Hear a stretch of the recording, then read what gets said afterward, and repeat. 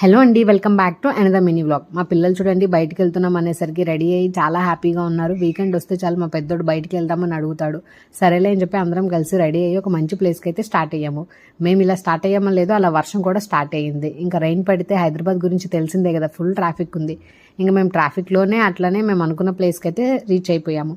ఈ ప్లేస్ ఏంటనేది దీని లొకేషన్ అండ్ నేమ్ మీకు లాస్ట్లో చెప్తాను. సో వీడియో స్కిప్ చేయకుండా మొత్తం చూడండి. వీకెండ్ కదా, చాలా రష్ ఉంది. ఇంకా టికెట్స్ కౌంటర్ దగ్గర అయితే ఫుల్ లైన్ ఉంది. ఇంకా ఆ లైన్లోనే మా హస్బెండ్ నుంచొని టికెట్స్ అయితే తీసుకొచ్చారు. టికెట్స్ కాస్ట్ వచ్చేసి ఇక్కడైతే అడల్ట్స్కి అయితే పర్ హెడ్ 500 టికెట్ కాస్ట్ చేశారు. అదే 3 to 10 years కిడ్స్కి అయితే పర్ హెడ్ 300 కాస్ట్ అనమాట.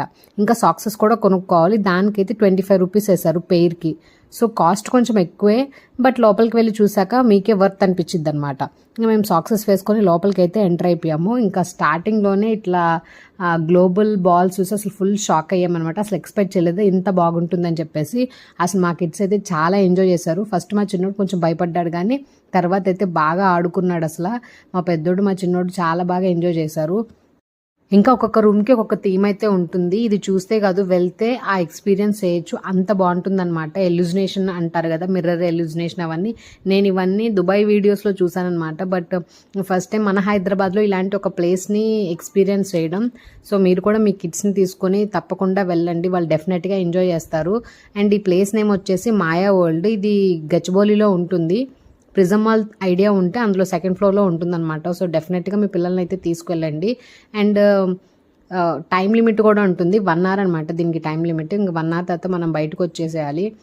లోపలికి వెళ్ళాక మనకు అసలు టైం అనేది తెలియదు, అంత ఫాస్ట్గా అయిపోతుంది. అంటే మనం అదంతా ఎక్స్పీరియన్స్ చేసేసరికి టైం ఈజీగా అయిపోతుంది అనమాట.